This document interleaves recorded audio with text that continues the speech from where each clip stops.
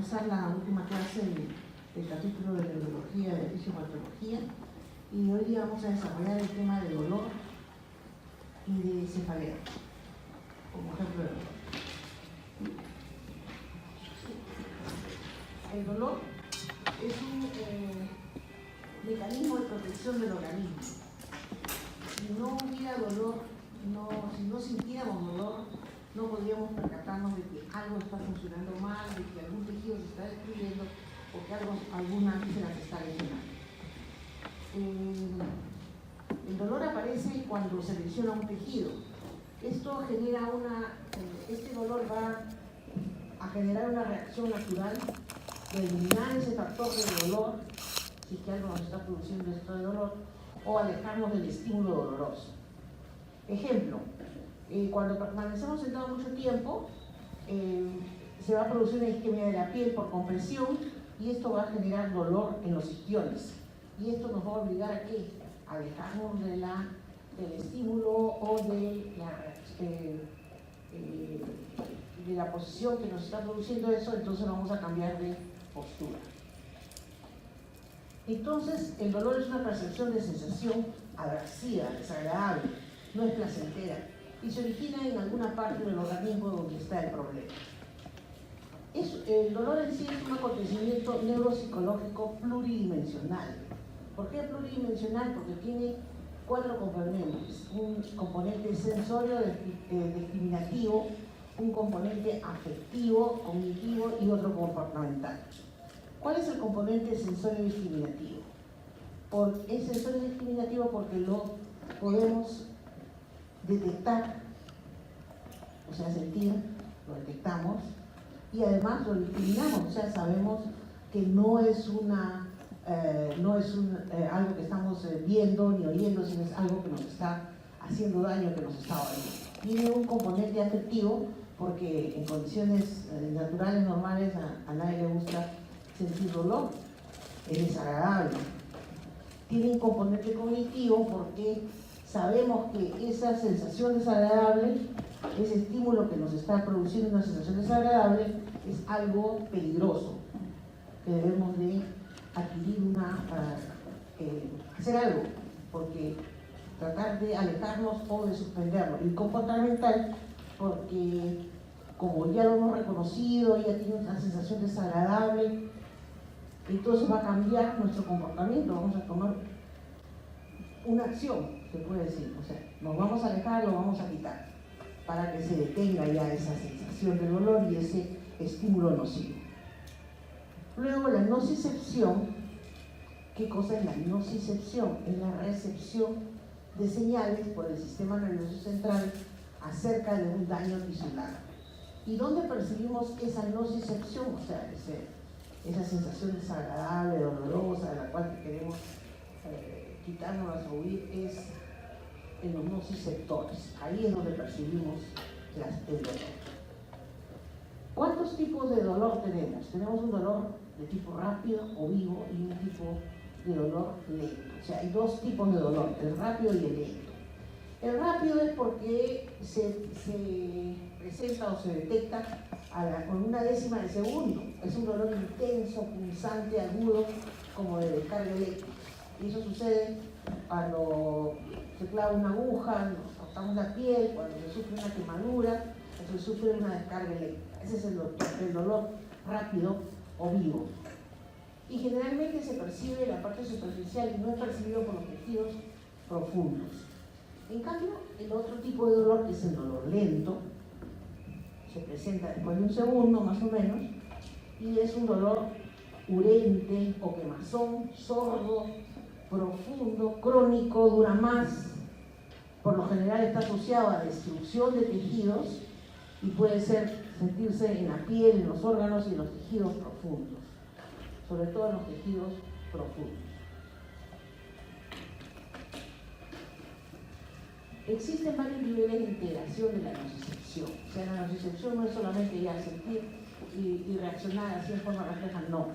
Hay varios niveles o varios procesos durante la nocicepción. Entonces, el primer proceso es la transducción. Hay 4 procesos.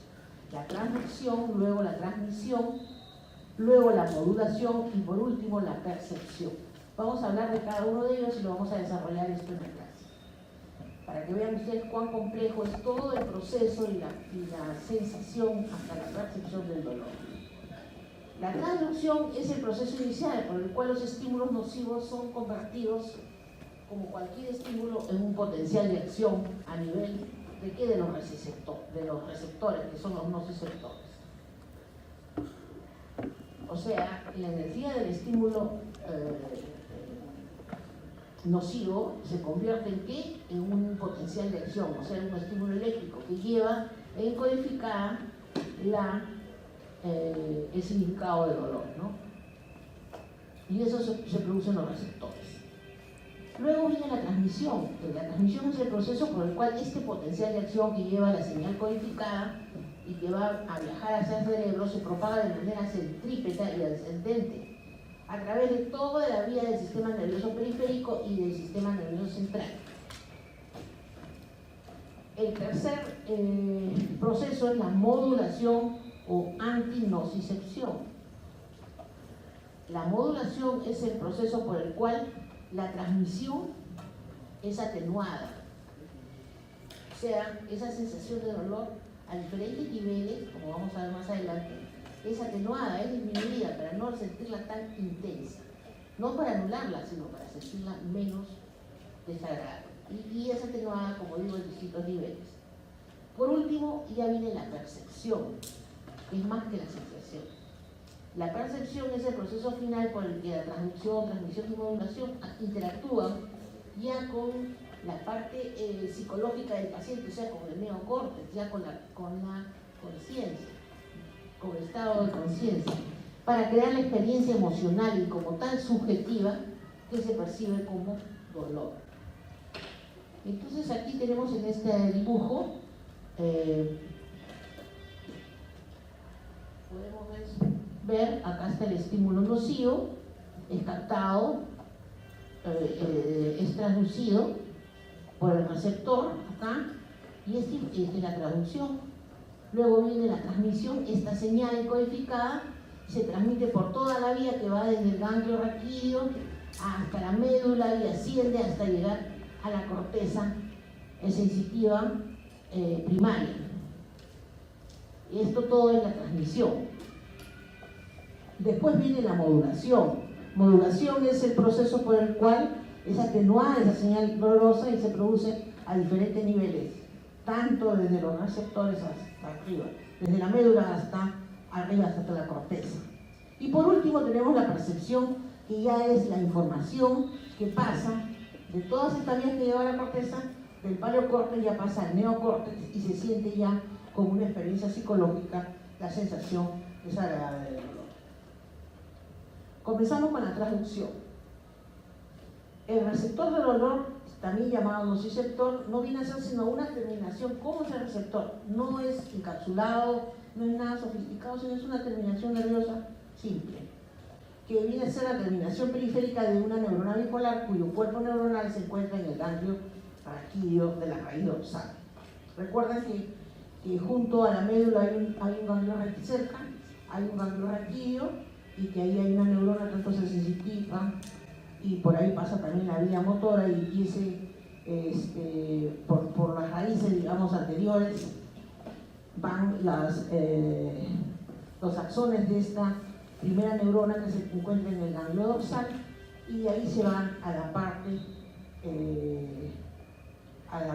hasta posteriores de la médula. Bueno, los nociceptores son receptores que no son encapsulados y son llamados también terminaciones nerviosas libres. Ya vamos a ver su dibujo. La función primordial del nociceptor es la de distinguir si el estímulo que está percibiendo es nocivo o no. O sea, ¿hace daño o no? Esa es su función. ¿Produce dolor o no? Estos receptores, ¿dónde se encuentran distribuidos estos receptores nociceptores? Los receptores dolorosos se encuentran distribuidos en la piel, básicamente, y también en los tejidos internos. En la piel están localizados en las capas superficiales de la piel y en los tejidos internos, en el periósteo, en las paredes de las arterias en las superficies articulares y en las meninges, sobre todo en la hoz del cerebro y del tentóide.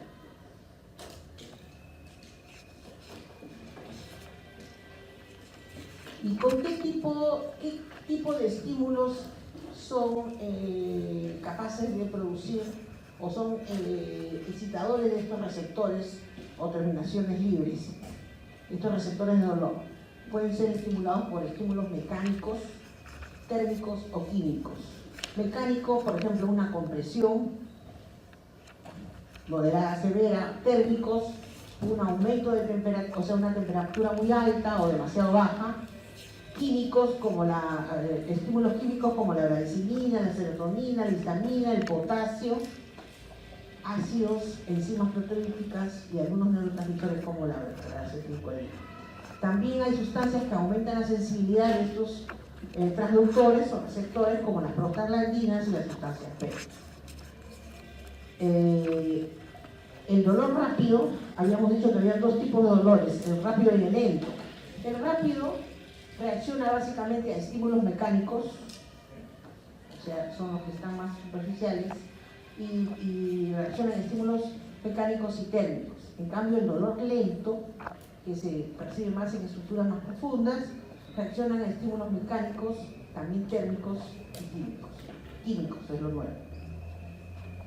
Los receptores dolorosos tienen una propiedad que nos ayuda, que nos protege, es que no tienen adaptación.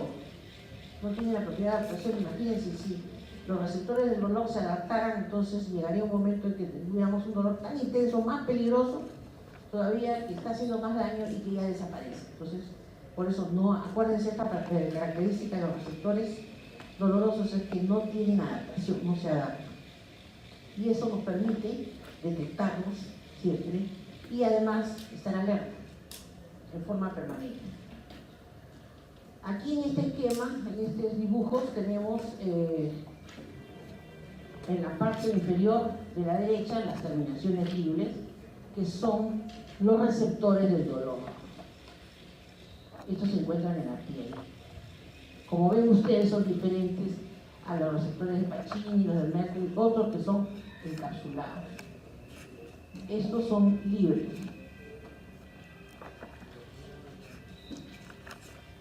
Estos receptores, estas terminaciones nociceptivas se pueden localizar sobre todo en las capas superficiales de la piel, y las fibras que transmiten, o sea, de acuerdo al grosor de, si tienen más o menos medidas, son fibras A, delta y C. También se encuentran en los tejidos somáticos profundos, o sea, en las vísceras, en el periósteo, en las superficies articulares y en las meninges. Y las fibras que la transmiten son las fibras A, delta y C también. En las vísceras también se encuentran las terminaciones nociceptivas y ahí solamente se encuentran las fibras C, no están las fibras A delta. En las vísceras van a variar de acuerdo al órgano en el que se encuentra. Entonces, vamos a ver que, si bien es cierto, las fibras de conducción son fibras de tipo C, en el corazón el estímulo es químico, una hipoxia o una isquemia va a producir dolor. En el pulmón, la vasoconstricción, la congestión y el edema son estímulos que producen dolor. En las vías respiratorias, el estímulo mecánico, una obstrucción, y el químico también producen dolor. En las vías biliares, la distensión, la contracción y la hipertensión producen dolor.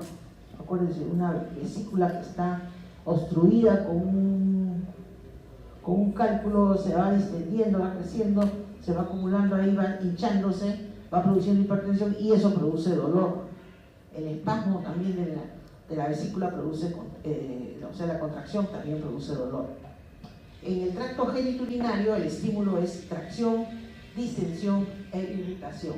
Como ustedes ven, en las vísceras el tipo de estímulo va a variar de acuerdo al tipo de víscera y a la función que tiene.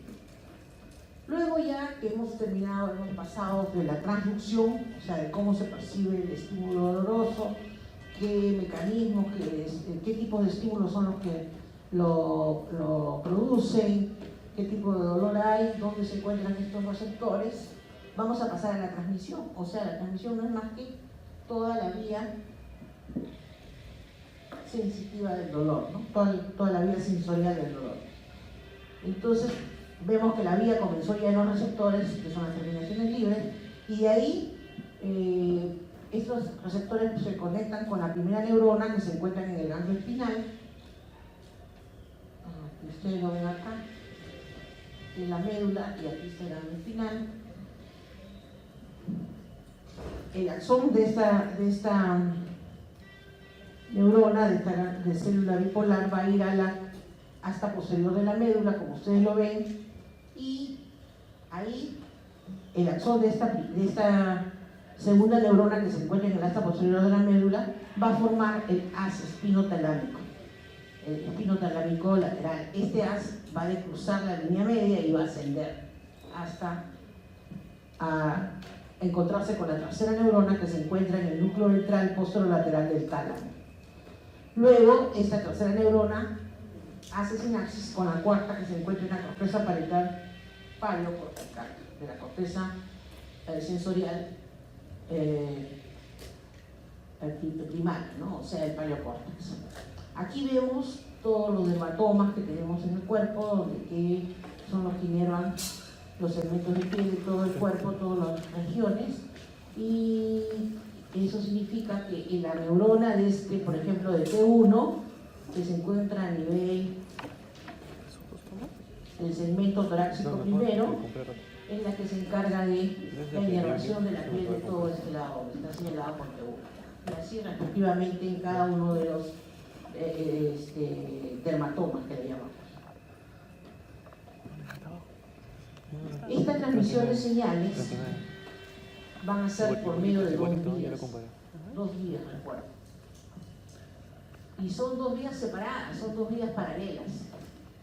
Y van a transmitirse por los nervios hasta la médula. O sea, desde los receptores ya van por dos vías, por dos tipos de axones diferentes, dos caminos diferentes.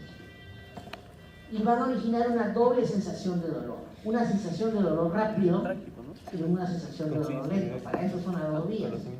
La sensación de dolor rápido van por fibras pequeñas A delta y van a producir una señal de alarma rápida para que uno dé tiempo a retirarse del estímulo. En cambio, las señales de dolor lento van por la fibra C y tienden a ser cada vez más intensas, tienden a aumentar cada vez más la señal y producen un dolor intolerable y prolongado. O sea, de tal manera que nosotros sentimos los dos tipos de dolores en forma paralela para poder reaccionar adecuadamente. Al ingresar a la médula, los impulsos dolorosos van a generar también, eso es cuando salen de los tejidos, de los receptores, llegan a la médula y también generan dos vías paralelas que van a viajar hasta el encéfalo. Van a generar la vía toda la vía se llama espinotalámico, porque comienza en la médula y termina en el tálamo, pero son de dos tipos. Una que va a la vía rápida, que es el neoespinotalámico, y por donde va la vía lenta, que es el paleoespinotalámico. Los dos tienen recorridos diferentes, por eso uno es más rápido, la percepción o la sensación del dolor, que la del palio, que es más lento. Entonces vamos a hablar brevemente sobre la vía neoespinotalámica. Esta vía aparece en los primates, recién en la escala evolutiva aparece en los primates, o sea que los animales inferiores no la tienen, solamente tienen el dolor lento. Está constituida, o sea, viaja por el espinotalámico, pero por el lado lateral, o sea, por el lado de afuera. En cambio el otro, el paleoespinotalámico, va por el lado medial, o sea, por la parte interna. Asciende, esta vía es rápida y asciende directamente hasta el núcleo del tálamo, donde recambia con la tercera neurona tálamo cortical. Entonces vemos que esta conexión, como hemos dicho, ganglio espinal, médula, tálamo y corteza es rápida, así, de frente. Es oligosináptica, o sea, con poca sinapsis, y por eso es específica. Y está implicada mayormente en los procesos censo discriminativo del dolor, es decir, nos ayuda a determinar dónde está localizado el dolor y la intensidad del estímulo doloroso. Eso es lo que nos ayuda de forma más rápida. En cambio, el palo espinotalámico está formado por las fibras que van, ya les dije, por la parte más medial del lazo espinotalámico, y además también hacen en su recorrido, se van a desdoblar y van a hacer sinapsis con la sustancia reticular y van a formar el haz espino-reticular, y con el mesencéfalo y van a formar el haz espino-mesencefálico, como vamos a ver en unos dibujos más adelante. Entonces la primera parte termina en la formación o da una rama a la formación reticular del tronco, a la sustancia gris periacueductal y a los núcleos medianos del tálamo, para proyectarse después al hipotálamo y termina en el sistema límbico. Es polisináptica y lenta, conduce la información sobre el dolor quemante, persistente y poco localizado. Por eso el dolor visceral no es tan localizado, tiene referencia, como vamos a ver más adelante, y constituye el componente afectivo aversivo del dolor, y sus proyecciones pueden alterar las funciones. Como es lento, es más intenso y va aumentando cada vez más, altera pues las funciones respiratorias, circulatorias y endocrinas. Aquí vemos en estos dos esquemas, en el primero de la izquierda, el haz espinotalámico, como ustedes ven, es más rápido, tiene sus paradas bien determinadas, diferentes niveles. En cambio, aquí al costado, en el medio, tenemos el espino reticular, que comienza igual, la segunda neurona está en el acta posterior de la médula, se le cruza y asciende, sube. Pero al subir va dando ramas a la formación reticular del bulbo, a la formación reticular del mesencéfalo, y de ahí recién hace sinapsis ya llega al tálamo y del tálamo acá, o sea, hace varias paradas. Es como decir, es una vía, es un transporte de la información, pero por una vía, un micro que va parando, tiene varias paradas, no es como este que es más rápido. Y el último es el espino mesencefálico, que comienza igual, todo sube, llega, pasa por el puente, por el tronco y llega hasta el mesencéfalo. Y aquí en el mesencéfalo hace conexiones que después se va a ir a conectar con el tálamo. En estas vías, en esta transmisión del dolor, hay varios neurotransmisores que están implicados. El glutamato es el neurotransmisor secretado por las terminaciones nerviosas del tipo A delta, y su periodo de acción, o sea, las más rápidas, y su periodo de acción dura algunos segundos. También está en este proceso, está en el dolor rápido, está implicado el aspartato y el ATP, y el consumo de ATP, ¿no? La sustancia P es secretada, es otro neurotransmisor que es secretada en las terminaciones nerviosas tipo C, o sea, la del dolor profundo, y se libera también hay en el dolor rápido, pero también en el profundo, y se libera con mayor lentitud, y su concentración se eleva en plazo de segundos o incluso minutos. Y está también aquí implicado el glutamato. Siempre el glutamato, porque el glutamato es un neurotransmisor excitatorio. A nivel ya cortical, ya hemos pasado el tálamo y llegamos a la corteza parietal. Entonces, a nivel de la corteza, porque no solamente llega a la corteza parietal, como vamos a ver, la estimulación dolorosa al llegar a la corteza activa primero de manera contralateral, o sea, si el dolor ha sido detectado en el lado derecho, va a ir a la corteza parietal izquierda, de manera contralateral, y de manera bilateral vamos a ver que va a estimular ciertas estructuras corticales. De manera contralateral va a estimular al área cortical primaria, S1, que corresponden a las áreas 1, 2 y 3 de Brodmann, que son la parte que detectan la sensibilidad discriminativa. También estimula el área 24, que es la región anterior de la circunvolución del cíngulo, y que es la encargada del aspecto afectivo aversivo del dolor. De manera bilateral va a activar al tálamo, o sea, el tálamo lo va a activar en ambos lados. y al área somatosensorial secundaria que se llama S2, la primaria es S1, y a la ínsula. Además también se activa el núcleo lenticular y la corteza motora secundaria o suplementaria. La corteza secundaria suplementaria también se tiene que activar porque esto interviene, la motora secundaria, en el tipo de actividad motora que va a desarrollar, ¿no? Que va ante el estímulo doloroso. Aquí vemos las áreas activadas, cuál es S1, que es el área, esta es una vista lateral. S1 la parte parietal, la corteza parietal primaria, la corteza parietal secundaria S2, el área motora suplementaria, este es un corte anteroposterior, vemos, y aquí vemos la ínsula acá, el núcleo lenticular que es un núcleo basal y este es el tálamo. Aquí lo vemos en un corte sagital. En un corte sagital vemos la cisura de Rolando M2, el área motora suplementaria que es esta. Aquí lo estamos viendo en otro corte, y aquí el cíngulo, ¿no? La parte anterior de la distribución del cíngulo. Todo el cíngulo y en la ínsula, todos intervienen en la parte afectiva desagradable del dolor, y también la ínsula interviene en las reacciones autonómicas, alteraciones respiratorias, cardiovasculares producidas asociadas al dolor. Entonces ya hemos visto el proceso de transducción, de conducción, luego viene la modulación. La modulación era el proceso por el cual el sistema nervioso trata de disminuir, aminorar la sensación de desagradable o dolorosa, y que habíamos dicho que se realizaba a diferentes niveles. Esta modulación se descubrió mediante ese estudio de estimulación eléctrica de la sustancia gris periaqueductal de la rata.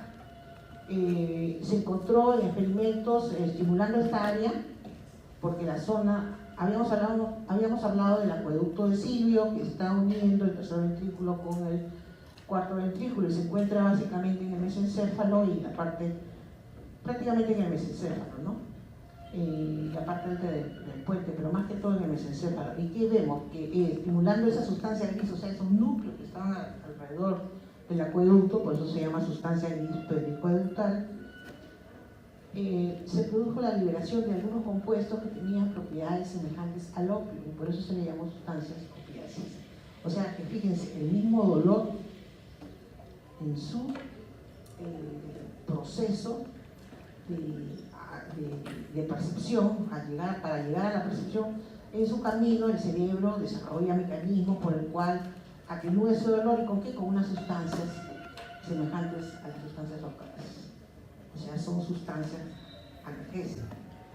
En 1977 Richardson provocó la liberación de opiáceos externos en humanos al estimular esta misma región periaqueductal y la sustancia también periventricular. Y el tipo de analgesia conseguida era de gran precisión y especificidad, ya que no altera otras formas de comportamiento ni reduce la actividad o la atención de la persona. O sea, este tipo de sustancias no produce somnolencia, es bien específico para el dolor. Eso se desarrolló experimentalmente, y así es que se descubrió y se describieron estas sustancias. El sustrato morfológico entonces del sistema de modulación se encuentra en las estructuras mediales, o sea, en la línea media del sistema nervioso. Ustedes saben, el acueducto es uno y está en el centro, ¿no es cierto? A nivel del mesencéfalo. O sea, las estructuras mediales del tronco, como la sustancia gris periaqueductal, que está rodeando al acueducto de Silvio, y a nivel del bulbo se encuentran el núcleo magno, los núcleos magnos del RAS.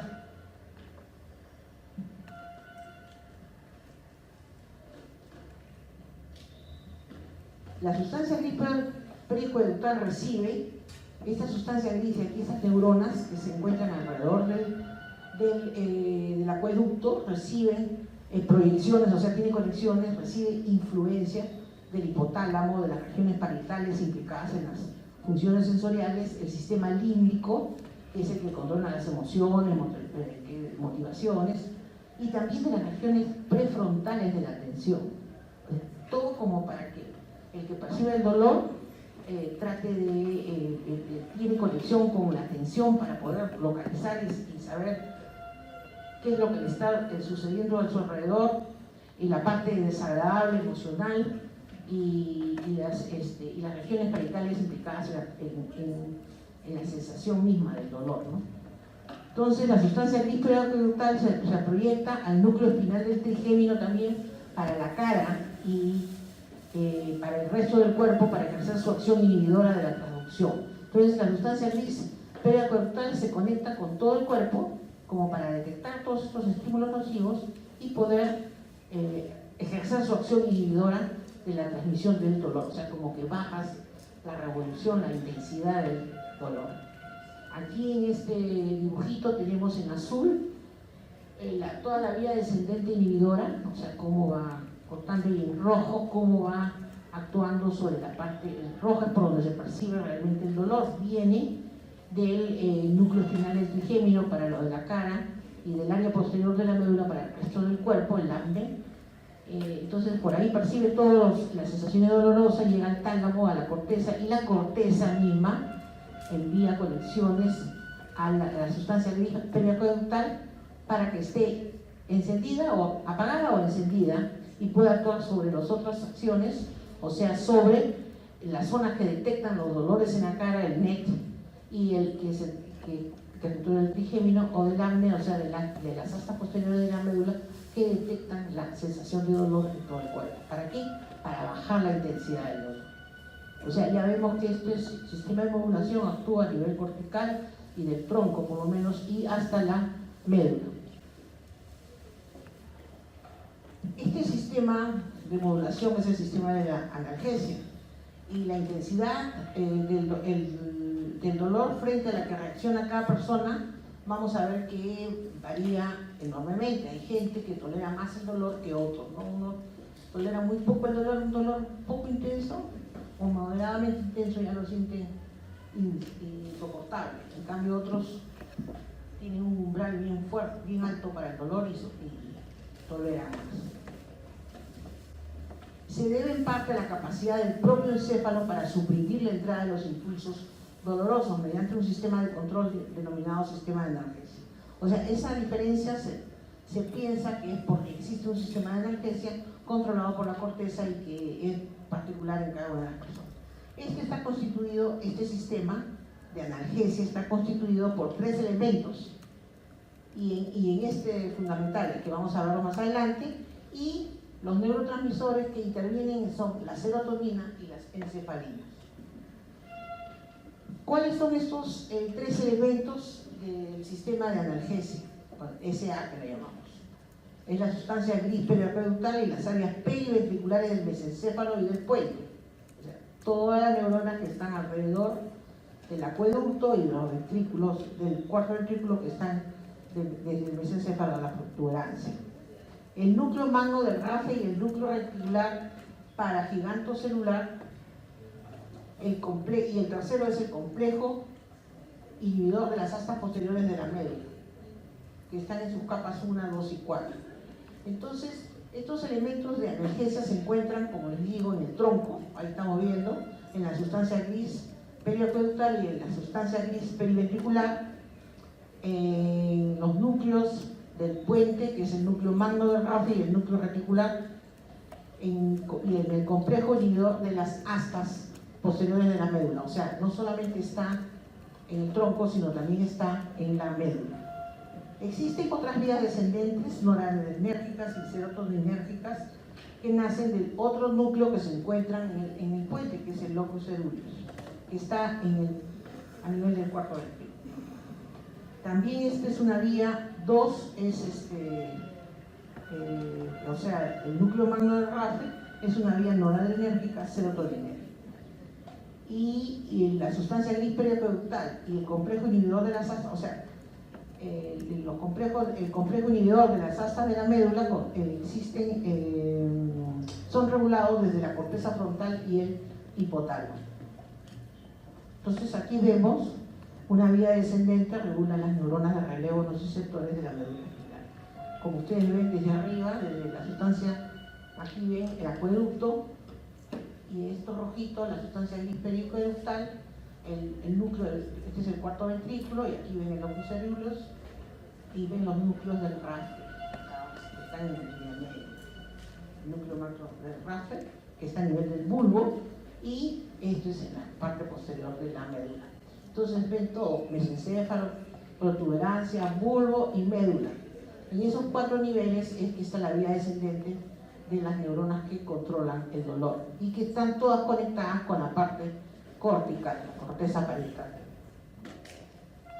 Los neurotransmisores implicados en los sistemas son las encefalinas, las fibras nerviosas que nacen en los núcleos periventriculares en el área gris perisilviana, o sea, en el acueducto, así como las del núcleo de Rasfer, segregan encefalinas en sus terminaciones. En cambio, las fibras que nacen del núcleo del Rasfer y terminan en las astas dorsales de la médula segregan serotonina, la misma que induce en esta región que se segregue encefalina. O sea, una directamente segregan encefalina y las otras segregan serotonina, que a su vez la serotonina lo que va a hacer es promover la producción de encefalinas. Aquí vemos en este dibujo el asta posterior de la médula acá, donde están las neuronas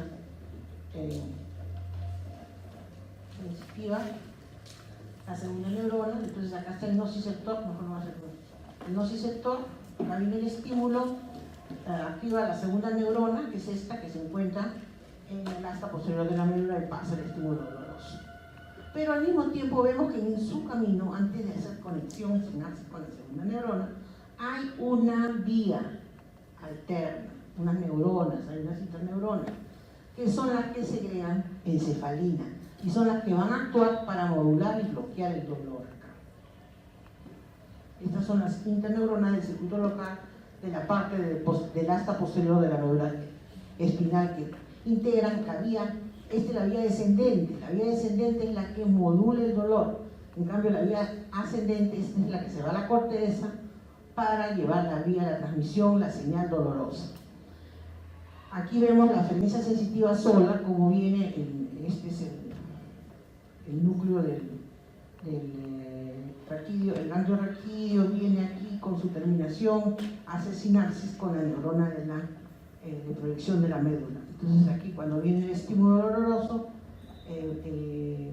elimina el glutamato y neuropéptidos acá y se va a transmitir la señal. Y aquí tenemos a estas neuronas, interneuronas, que están listas para actuar para modular el dolor por medio de la encefalina. Aquí es cuando hay lo mismo, pero con la intervención de la encefalina, y vemos que la encefalina actúa bloqueando. Una de sus formas es bloquear la liberación de calcio para que ingrese el calcio acá. Y ustedes se acuerdan que en la sinapsis tenía que ingresar calcio, se tenían que abrir los receptores de calcio, que son canales dependientes, para que se libere el neurotransmisor del dolor, en este caso el glutamato, pero no el glutamato. Entonces, si no entra el suficiente calcio, no se va a liberar. ¿Y cómo es que no permite que entre el calcio? Porque la encefalina bloquea estos receptores de calcio para que no entre calcio, entonces no se libera el neurotransmisor y se corta, se disminuye la señal de dolorosa. Esa es la forma como bloquea, es por un bloqueo presináptico. La encefalina produce una inhibición tanto presináptica como posináptica de las fibras aferentes del dolor tipo C, como de la tipo A delta en las astas dorsales, lo que acabamos de ver en el dibujo. La inhibición presináptica se produce porque los canales, a nivel de los canales de calcio, impidiendo la liberación del neurotransmisor. Bloquea las señales del dolor y bloquea los reflejos medulares locales del retino. Claro, si ya no siente el dolor, si baja la señal del dolor, no se va a retirar. Las sustancias opáceas tenemos que las más importantes son la beta-endorfina, la metionina, la leucina encefalina y la dimorfina. Las encefalinas y en mucho menor cantidad las dimorfinas se encuentran sobre todo en el tronco encefálico y la médula espinal. En cambio, la beta-endorfina se encuentra en el hipotálamo como en la hipófisis. Aquí interviene entonces corteza, hipotálamo, ínsula y médula, ¿no?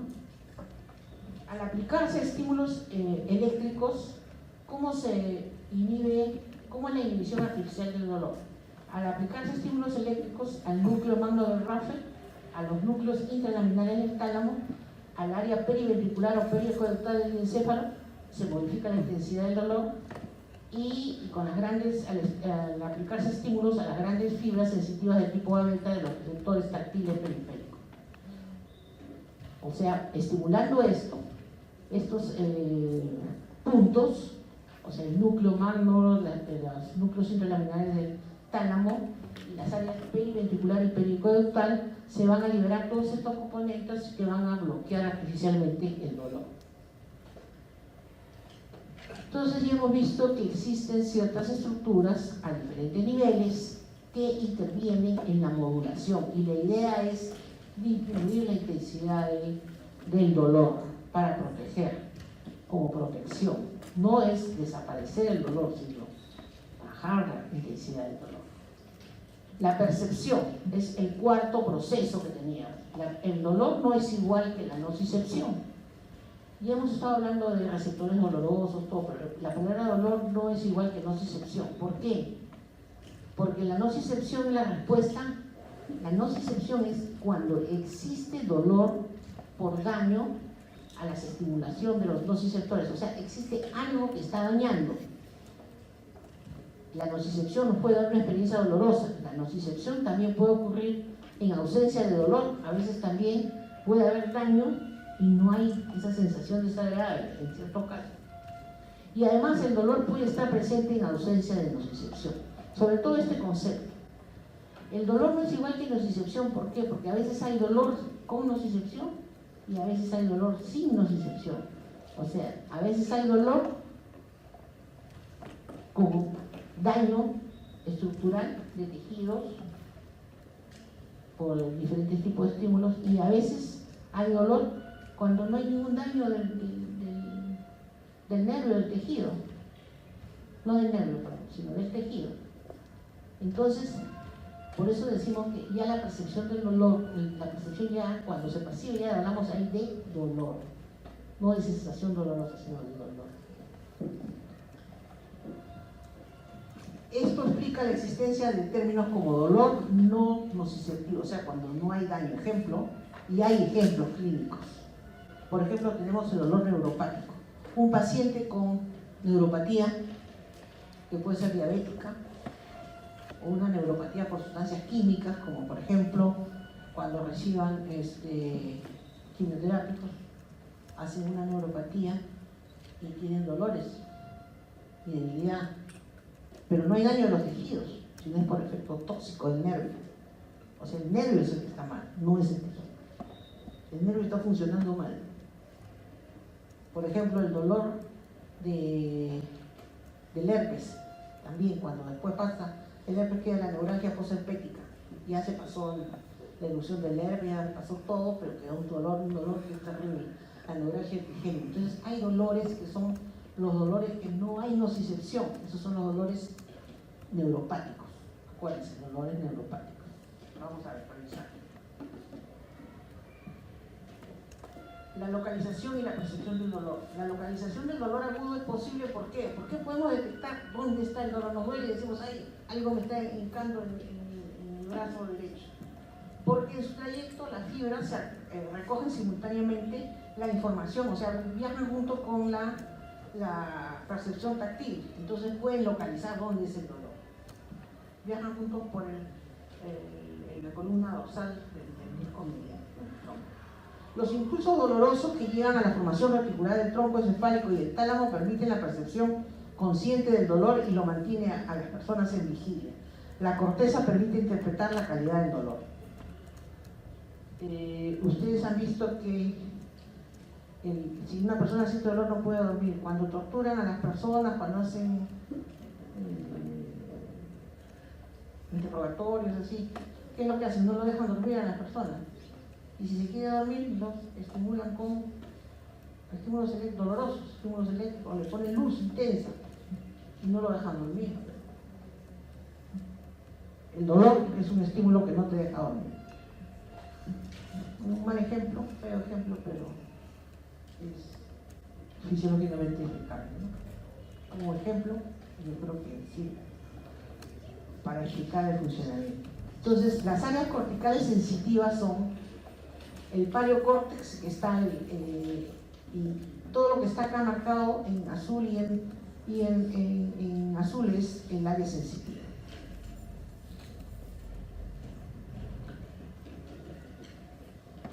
El umbral para la percepción del dolor es semejante en todas las personas, pero disminuye la inflamación y los elevan los anestésicos. O sea, cuando tú elevas el umbral, ¿qué quiere decir? Que no sientes el dolor. El dolor, los anestésicos lo que hacen es elevar el umbral, entonces uno no siente el dolor y calma, ¿no? En cambio, la inflamación, ¿qué va a hacer? Va a hacerte sentir más dolor. Los placebos reducen el dolor en la tercera parte de los pacientes, así como la acupuntura en algunos individuos. La distracción y sugestión reducen la percepción del dolor y la reacción al mismo. Las emociones intensas suprimen el dolor. Una persona que recibe una emoción intensa y que en ese momento se ha cortado o se ha lesionado algo, no siente el dolor en ese momento porque está más percibiendo la emoción intensa. El dolor está disminuido en los estados maníacos, o sea, en los estados maníacos, en donde hay hiperactividad, está disminuido el dolor, no perciben el dolor. En cambio, los deprimidos que sienten más dolor por cualquier cosita, todo les duele. Si sienten un dolor, el dolor es intenso. La percepción consciente del dolor ocurre cuando el impulso llega a nivel tálamo cortical, o sea, ya la percepción no es en la corteza primaria, sino en el neocórtex, y también cuando el tálamo estimula a esa corteza, ese neocórtex. La corteza suprime y modifica la percepción del dolor. Hay algunas definiciones que es bueno revisar. La hiperalgesia. ¿Qué cosa es la hiperalgesia, la hipoalgesia, la alodinia y la anestesia? La hiperalgesia es el aumento de la sensibilidad. O sea, sientes demasiado, entonces se te ha disminuido el umbral a los estímulos dolorosos. Ejemplo, en la inflamación y la quemadura. Un tejido quemado es más doloroso, algún roce, a cualquier cosa. La hipoalgesia es disminuir la sensibilidad del dolor y eleva el umbral, por consiguiente, la hipoalgesia. La alodinia es una reacción ya excesiva, más que la hiperalgesia, a todos los estímulos, incluso el tacto ligero, que normalmente no evoca dolor, puede ser difuso y va a producir dolor. Esa es la alodinia, que cualquier cosita, cualquier tipo de estímulo desencadena dolor. Puede ser difuso y modificable por la fatiga y por las emociones. La anestesia se refiere a la pérdida completa de todas las formas de sensación. Esa es la anestesia. El dolor referido, comienza en general en una víscera y es referido a una región de la superficie corporal. Por ejemplo, ustedes han visto que un dolor del corazón, o sea, un dolor cuando se produce por isquemia del miocardio, no solamente se va a sentir en la parte anterior del tórax izquierdo, en la parte precordial, se puede sentir detrás del esternón, se puede sentir en la espalda, se puede sentir en el brazo izquierdo, en la mandíbula, en el cuello, en la base de la lengua. Ese es un dolor referido. Y algunas personas no lo sienten ahí, sino lo sienten justo en la zona referida, y así es como a veces se podría pasar el diagnóstico, ¿no?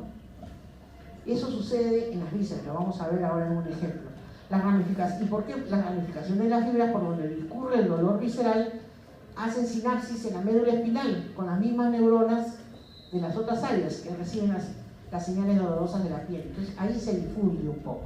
La localización del dolor referido transmitido por las vías viscerales se da en el segmento del dermatoma, o sea, no se siente solamente lo que corresponde a esa zona, sino a zonas del dermatoma correspondiente a partir del que se desarrolla la víscera.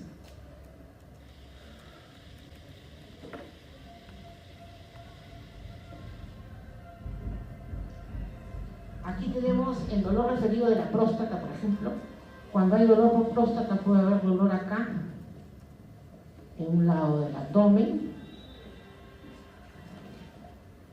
en la espalda, miren, en la parte posterior del muslo, hasta la región glútea de la pierna.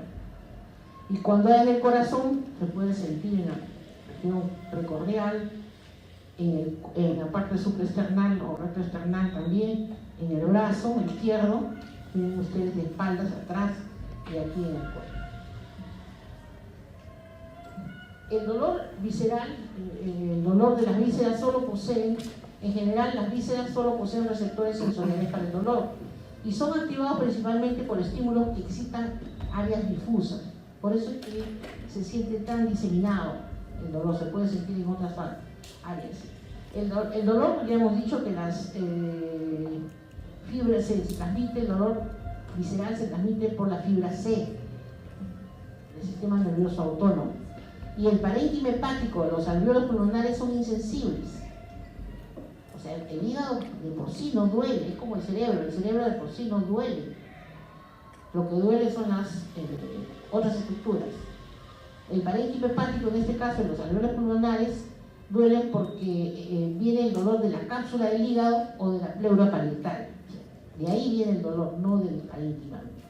Puede ser que el problema esté en sí, el problema está dentro del parénquima o en el pulmón, pero cuando tracciona o irrita la pleura o la cápsula del hígado, ahí es donde se encadena el dolor.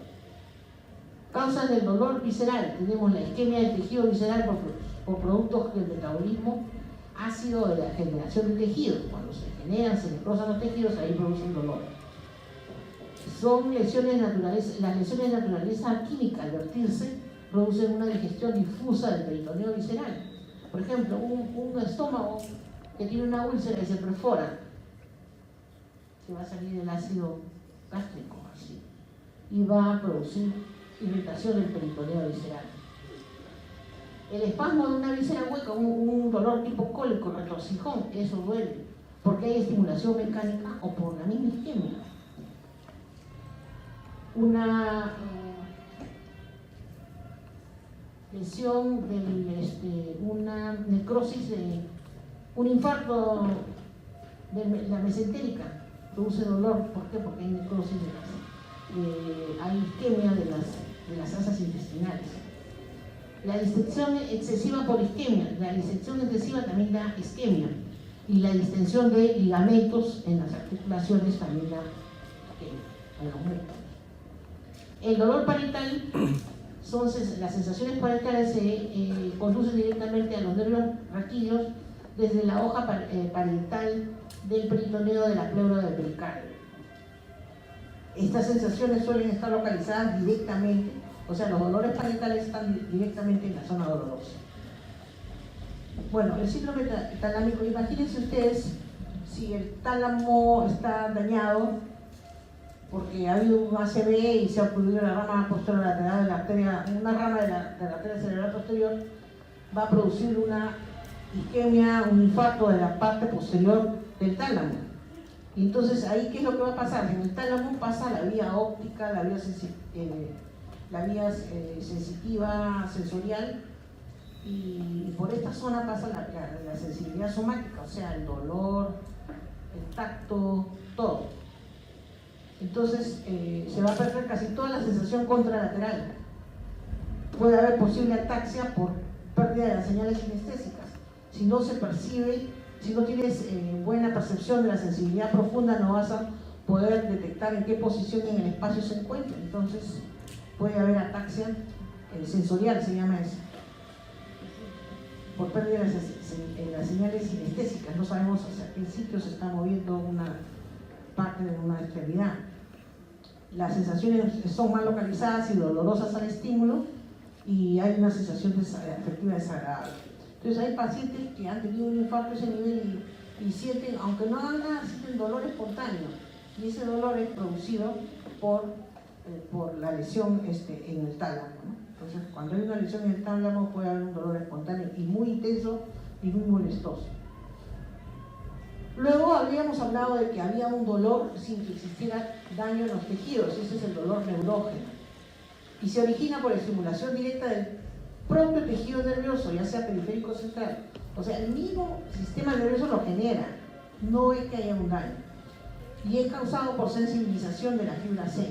Se caracteriza por ser tipo quemante, como una descarga eléctrica, lacinante, es espontáneo y por lo general es paroxismal. No es tanto continuo, sino paroxismal. Y asociado frecuentemente de déficit sensitivo, desencadenado por estímulos no dolorosos como la temperatura o mecánicos. Un ejemplo es la neuralgia del trigémino, que una de las ramas del trigémino está sobreestimulada, o sea, el nervio, una rama del nervio, solita misma se descarga y al descargar se va a producir dolor tipo así paroxístico, o sea, de muy poca duración, pero muy intenso, como una descarga eléctrica. Y puede ser desencadenado porque está comiendo o porque hay aire frío, le pasa por la cara y eso le produce el dolor. Esto se presenta en personas mayores, sobre todo. La causa más frecuente de dolor neurógeno es la neuropatía diabética, la neuralgia posherpética, la neuralgia del trigémino, un daño radicular por una hernia también produce ese dolor. Se mueve un poquito y le viene la descarga en la pierna o en el brazo, como si fuera una descarga eléctrica. ¿Y por qué? Porque la raíz en la hernia está siendo presionada, ¿no? Y esa raíz presionada genera un dolor de tipo neurógeno, porque no hay daño en la pierna, sino es la raíz la que está sufriendo. Y algunas neuropatías asociadas a fármacos como los quimioterapios. El miembro fantasma doloroso, ustedes habrán escuchado del miembro fantasma, una persona que le han amputado un miembro y continúa teniendo la sensación de que su miembro existe, y además no solo eso, sino que siente de que todavía lo tiene ahí la pierna, que todavía se mueve y pretende coger con la mano, por ejemplo, le han amputado un brazo y pretende coger como si tuviera todavía en la mano, coger algún objeto o pararse sin tener una pierna, ¿no? ¿Y a qué se debe? A que la imagen del cuerpo que se ha formado en el cerebro a partir de estímulos sensitivos de todo tipo desde el nacimiento todavía persiste en el cerebro. O sea, se ha quitado la extremidad, pero la imagen de esa extremidad todavía persiste en el cerebro. Entonces por eso todavía siente que lo tiene ahí, y es más, siente hasta dolor, siente picazón, siente sensación de calor. Eso puede suceder inmediatamente después de que se ha amputado la extremidad o años después. Pero se ha visto que esto se presenta sobre todo cuando antes de que le amputen ya haya tenido dolor. O sea, por ejemplo, una persona diabética que ya desde antes de haberse, tenido problemas de circulación periférica, que lo ha llevado a la gangrena y a la necesidad de la amputación, ya tenía dolor del tipo neuropático, entonces tiene más probabilidades que después de la amputación presenta este dolor del miembro fantasma. El herpes es otro dolor de tipo neuropático, es importante que sepan como cultura y como parte fisiopatológica. Ustedes saben que el herpes puede suceder ya cuando es la persona adulta, y el herpes va a comprometer a las raíces dorsales de la médula y va a producir un dolor de un segmento medular, de uno, de varios, por eso. Y en el trayecto del nervio se van a producir los brotes de las vesículas, donde están ahí los virus, y produce un dolor intensísimo. Bueno, ahí el tratamiento es dándole aciclovir o algunos antivirales en el momento, tratar de secar las vesículas, porque son sumamente dolorosas con el roce, con cualquier contacto. Y lo más importante es, y lo más molestoso es de que después que se secó, que pasó toda la infección del herpes, puede quedar con una neuralgia posherpética. O sea, después con el tiempo queda con un dolor que le puede durar años o meses. Entonces por eso es importante, se recomienda iniciar el tratamiento con antivirales desde el principio, en las primeras 48 horas de que haya producido la erupción, ¿no? El paciente lo primero que tiene es, por ejemplo, dice, me duele el brazo y no tiene nada, me duele, y después ya brotan unas ampollitas. Entonces eso es herpes, ¿no? Entonces ahí, antes, en los primeros días es recomendable dar el tratamiento antiviral. y todo lo demás, para que no quede después con una secuela de neuralgia posherpética. Otra es el tic doloroso, la neuralgia del trigémino, que ya les había explicado. Por lo general puede coger la primera, la segunda o la tercera rama del trigémino. Lo más frecuente es la segunda rama y vienen dolores en la región de la mejilla, espontáneos, es decir, más frecuentes en personas mayores, y a veces cuando se lavan los dientes o toman algo helado, o sea, sienten la mejilla fría o caliente, se le viene el dolor, pero es tan intenso que les hace llorar. La característica de estos dolores neuropáticos son que son paroxísticos, o sea, comienzan y terminan bruscamente y duran muy poco. Y son tipo descarga eléctrica. También hay una neuralgia del glosofaringe, imagínense que es más rara felizmente, y es peor porque es cuando degluten, o sea, cuando pasan los alimentos, tienden en la faringe, el paso de un alimento y se desencadena el dolor y duele. Ese dolor lo sienten en la base de la lengua. Es intenso, ¿no? Para terminar, vamos con cefalea, un ejemplo de dolor. La cefalea es quizás el síntoma más frecuente de consulta médica en neurología. Y puede ser debido a una cosa muy banal como una cefalea tensional, por una mala posición, o hasta por una causa muy grave como la ruptura de un aneurisma o la presencia de un tumor. Entonces hay que siempre revisar cefalea, porque siendo médicos de cualquier especialidad en emergencia les van a consultar por cefalea, por lo menos para saber más o menos cómo orientarse y saber manejar eso, ¿no? Y que no se les pase nunca una hemorragia subarachnoidea. Bueno, pero dentro de todas las cefaleas, la cefalea más frecuente es la cefalea por migraña. Ahora, ¿por qué duele? Vamos a hablar del cerebro. El encéfalo por sí mismo es casi insensible, no duele, como les había dicho. Y constituye un tipo de dolor de cabeza referido a la superficie de la cabeza que procede de estructuras más profundas. Estas estructuras pueden ser intra o extracraneales. ¿Qué estructuras de la cabeza duelen? No el cerebro. Duele el cuero cabelludo y la poneurosis. Cuando se rompe la cabeza, se golpea y le sale un chinchón, tienen un dolor intensísimo. Los músculos epicraneales y cervicales, que es la cefalea tensional, por tensión, contraer el músculo o por espasmo, tienen mucho dolor de cabeza. La piel, el tejido subcutáneo y mucosas de la cara duelen. Tienen una afta en la boca, tienen una lesión, una infección en la piel, un forúnculo y les va a doler. Los ojos, los oídos, los senos paranasales y las células mastoideas también duelen. Un glaucoma, una otitis, una sinusitis, duele la cabeza. Ciertos nervios craneales, como el quinto, que es el trigémino, que da la sensibilidad, la parte facial, el 9, el 10 y el occipital, también duele los nervios, la estimulación de estos nervios o compromiso de estos nervios. Las arterias, ya hemos dicho que las arterias son sensibles al dolor, y en el cerebro, pues, la arteria meningia leve. Una arteritis que va a doler la cabeza. Los senos de la dura madre, también una tromboflebitis de senos, va a doler. La hoz del cerebro, que es también meninge, que es la meninge que está entre los dos hemisferios cerebrales. El segmento proximal, o sea, donde nacen las arterias cerebrales, también duelen. Las meninges de la base del cráneo. Los núcleos de RAFE, que intervienen en el sistema de modulación del dolor. Y los núcleos talámicos del sistema espinotalámico del dolor. Pero ¿cómo es que esas son las estructuras que duelen, que son susceptibles de doler? ¿Y cómo es que se origina el dolor de cabeza? Porque se distienden, se traccionan o se dilatan las arterias intra o extracraneales. Un golpe en la carótida o en la vertebral, por ejemplo, se caen o un golpe acá, han recibido un golpe en la carótida y les va a doler, inclusive hasta se puede trombosar, es muy peligroso. Se puede disecar el endotelio de la arteria y se obstruye, duele, se obstruye.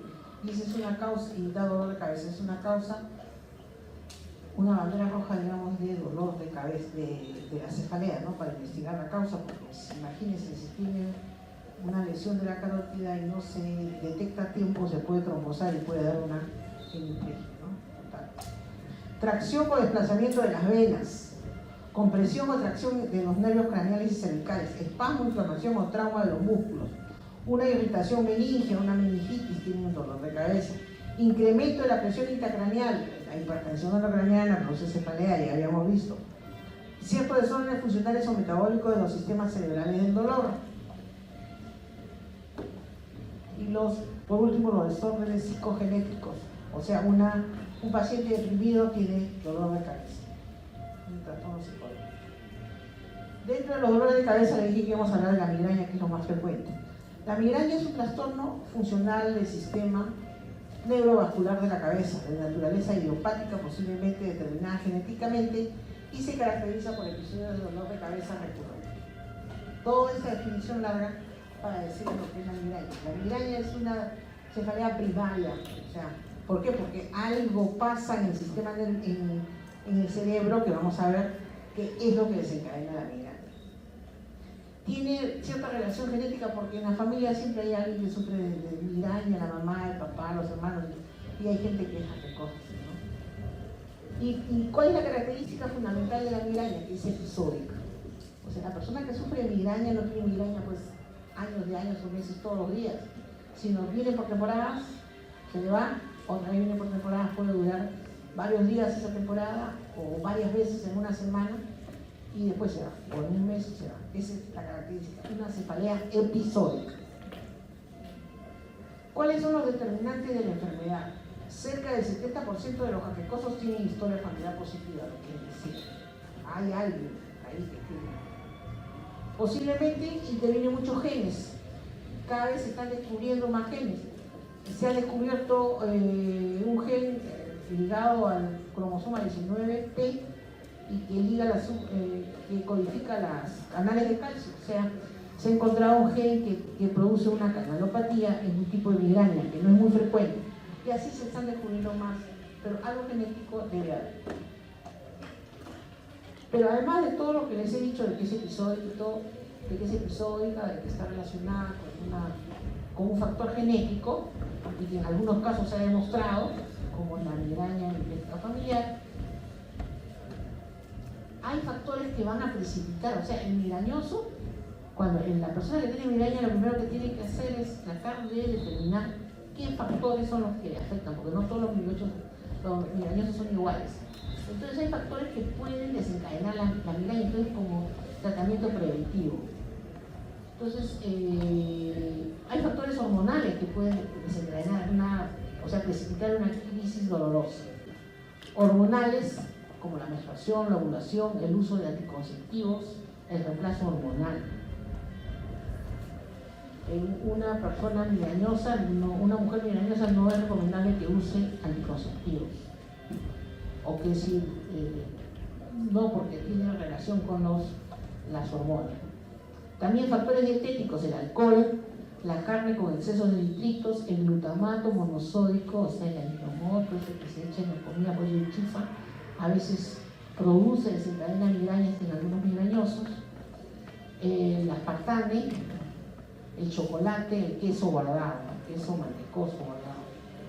Factores psíquicos como el estrés, en el periodo post-estrés, la ansiedad, la preocupación, la depresión y la fatiga cuando están cansados, se puede precipitar una crisis de migraña.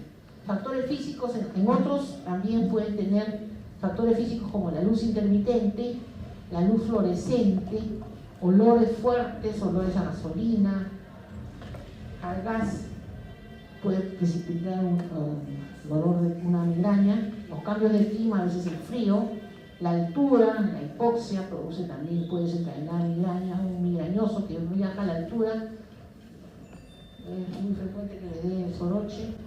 El ejercicio físico también excesivo puede desencadenar migraña. Hay factores relacionados al sueño, la falta de sueño, el migrañoso que no duerme porque está preocupado, porque está estudiando a última hora todo y quiere aprenderlo todo en una noche, después de dar el examen de venir a mirar y esto, si gente no le dan. O sea que tiene que estudiar de forma disciplinada, de forma programada, ¿no? También el sueño excesivo, si duerme mucho, igual que puede dar migraña. Y ciertos medicamentos, sobre todo vasodilatadores, y hormonas pueden precipitar la migraña. La migraña, por lo general, hay varios tipos de migraña, pero no vamos a entrar a todos los tipos de migraña, sino los más frecuentes, a la migraña común y a la migraña clásica. La migraña clásica es la que se caracteriza porque en la primera fase de la migraña del dolor tienen trastornos visuales por lo general. Ven lucecitas o se le apaga la mitad de la visión, tienen una mianopsia, o ven raro, o ven que las cosas, los objetos se le alejan, o ven como si estuvieran viendo sobre un vidrio, a través de un vidrio con agua. Una serie de fenómenos visuales pueden desencadenarse, pueden presentarse en la primera fase del dolor y de la migraña, y después que estos duran aproximadamente media hora, hasta media hora, desaparecen y después ya viene el dolor que es pulsar, tipo latido, en la mitad de la cabeza, en el cráneo al inicio, que una vez es a la derecha, otra vez es al otro lado, a veces es global, o sea, cambia en la migraña la localización del dolor. Y un tercio de todos los migrañosos sabe que le va a venir la migraña ese día, ya tiene síntomas antes de que le venga la migraña, ese es el pródromo. Entonces, ¿qué síntomas tienen? Síntomas de tipo general. Y estas manifestaciones se cree que son originadas en el núcleo del encéfalo, del hipotálamo. ¿Qué es lo que tiene la persona? Por ejemplo, ese día está muy cansada o tiene mucho hambre, o está muy cansada o muy hiperactiva, está eléctrica, haciendo un montón de cosas. Tiene mucho hambre o no tiene apetito y ya se conoce y sabe que seguro que ese día le va a dar migraña. Entonces uno hay que ir aprendiendo porque no todos son iguales, algunos no les da, pero otros sí pueden reconocer y ya saben eso y toman sus precauciones, ¿no? El aura migrañosa es lo que les dije, por lo general son molestias visuales, trastornos visuales, pero en algunas personas el aura todavía es más complicada. No solamente es visual, pueden percibir algunas manchas, unos escotomas luminosos, trastornos de los objetos están más grandes, más chicos, se le acercan, se le alejan, o ven borroso, y después pueden tener sensación de adormecimiento en medio cuerpo. A veces algunos llegan a tener hasta síntomas motores y después hasta pueden tener trastornos del habla transitorios que duran más o menos media hora y después ya le viene el dolor de cabeza. ¿Qué significa esto? Que en esta hora algo está pasando en el cerebro, que siempre comienzan con molestia visual, comienzan en el polo posterior y de ahí se va adelantando trastornos sensitivos hasta trastornos motores pueden tener, y después ya se apaga eso y viene el dolor. A eso se llama aura migrañosa. Cuando la migraña se acompaña de aura, o sea, primero comienza el aura, después viene el dolor, eso se llama migraña clásica. La migraña clásica es la que tiene aura y después viene el dolor.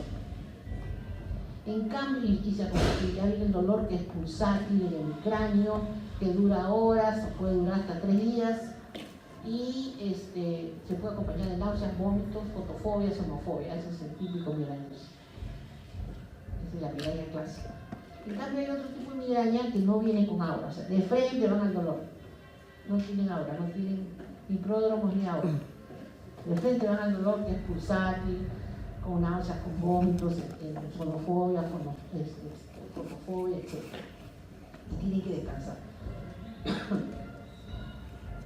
Ahora, ¿por qué se produce la aura migrañosa?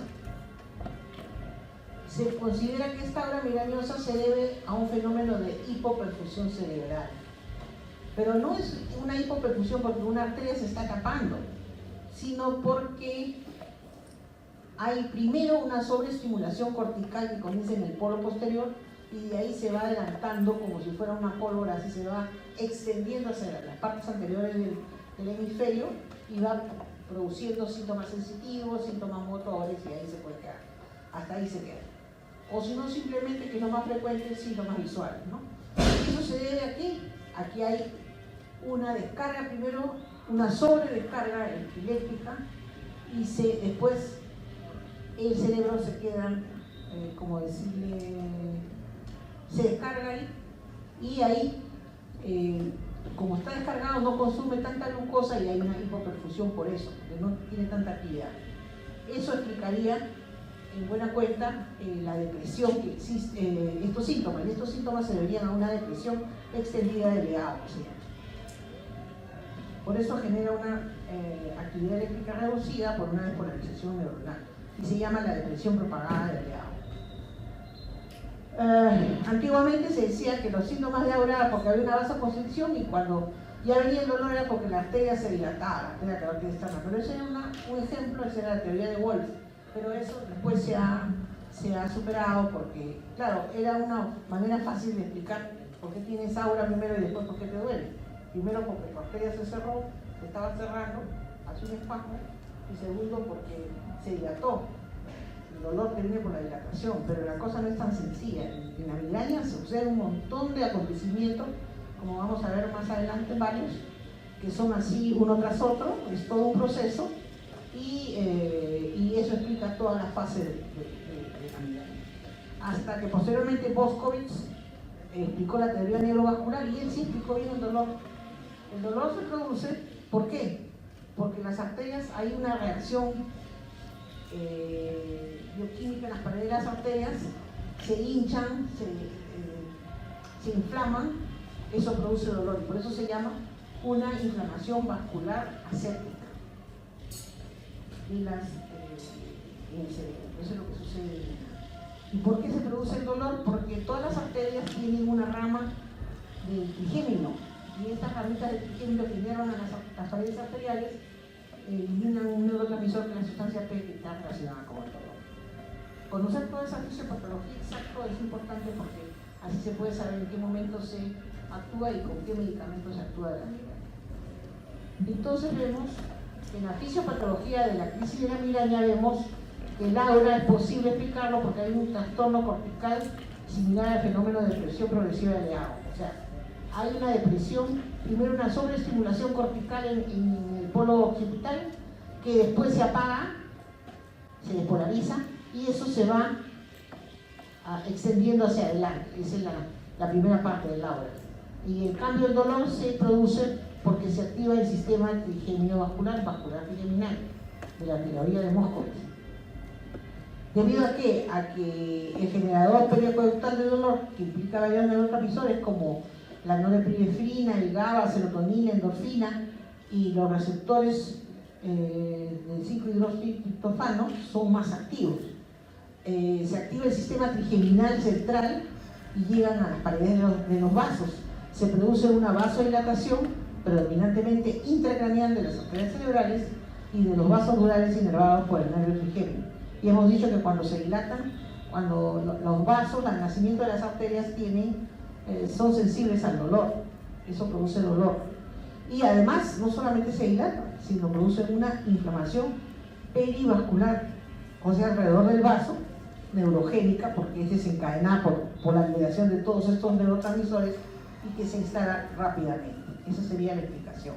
Aquí vemos, en el polo occipital, en la corteza visual, hay esa depresión del lavado que se va extendiendo hacia adelante, y si se extiende más acá, va a producir síntomas sensitivos, síntomas hasta motores, puede llegar a producir.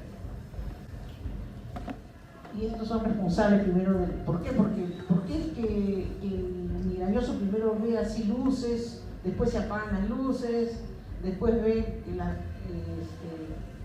los objetos se mueven, después tiene hipoestesia, síntomas sensitivos, después motores? O sea, hay algo que va avanzando de atrás para adelante y que no sigue el territorio de ninguna arteria, sino es un fenómeno eléctrico. Y la hipoperfusión que siempre se ha descrito es debido a que como están apagadas o disminuida de actividad la corteza, las neuronas no necesitan tanta sangre, tanta glucosa. Y el dolor, acá tenemos, el dolor se produce porque hay una activación por la corteza también de unos núcleos del tronco, del sistema periacueductal del dolor, de la sustancia P del sistema trigeminal, que va a producir la inflamación, el dolor de las paredes de los vasos, acá está, y la dilatación e inflamación. Inclusive si la inflamación es muy severa, la pared del vaso está hinchada, pero también está inflamada y se puede tapar. Y una crisis migrañosa muy intensa y muy larga puede terminar en un infarto. Es causa de infarto en personas jóvenes, de isquemia. Acá está resumido en la corteza. ¿Cuáles son los cambios? Los cambios comienzan en la corteza, se produce la depresión cortical con el déficit cortical focal, que este es el aura, en las personas que tienen migraña clásica, con aura. Pero los que tienen migraña común, de frente se van por acá. Entonces, el que tiene la migraña común, como digo, de frente se viene por acá, el mecanismo, pero el que tiene aura en la clásica, primero viene el aura, después ya en la corteza, estimula el hipotálamo al tronco, se eliminan neurotransmisores noradrenérgicos, serotoninérgicos, neurotransmisores del trigémino, que todos actúan sobre los brazos del cráneo de la dura madre. Esto va a producir ¿qué? Va a liberar la sustancia T, que produce dolor, y va a producir una inflamación de la pared del vaso, una inflamación estéril. O sea, es una inflamación pero sin infección, inflamación neurogénica. De ahí que la migraña se le define como una inflamación neurogénica, vascular, ¿no? Con ciertas características, con ciertos factores genéticos, ¿no? Y aquí es donde produce el dolor. La migraña clásica, como ya les expliqué, es un ataque de dolor de cabeza con algunas de ciertas características, como una disfunción focal y del tronco reversible, por lo menos un síntoma de aura, lo que les dije, la visual o sensitivo que dura más de 4 minutos y ocurre en sucesión.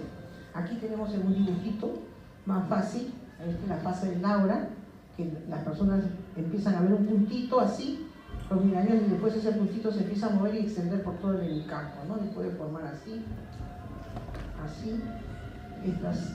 estos escotomas centellales. Son puntos pero que brillan. O puede producir trastornos visuales acá, como visión borrosa, los zigzag, los escotomas en líneas en zigzag, luces, o se puede apagar la mitad de la visión, o sea, una mianopsia homónima. Y después de esta fase de aura ya viene con el aura también puede haber fase transitoria, fotofobia, dificultad para hablar, vértigo, palidez, temor, escalofríos, adormecimiento, como dije, si se adelantaba, si se extendía hacia partes más anteriores, las otras manifestaciones durante el aura. Y luego ya viene la fase del ataque, o sea, la fase dolorosa. Hay severo dolor de cabeza unilateral, pero que después se puede generalizar al lado opuesto, se puede poner rojo. Hay sonofobia, los ruidos molestan, la luz molesta, hay palidez y sudoración, su habla es más lenta y agravada por el dolor.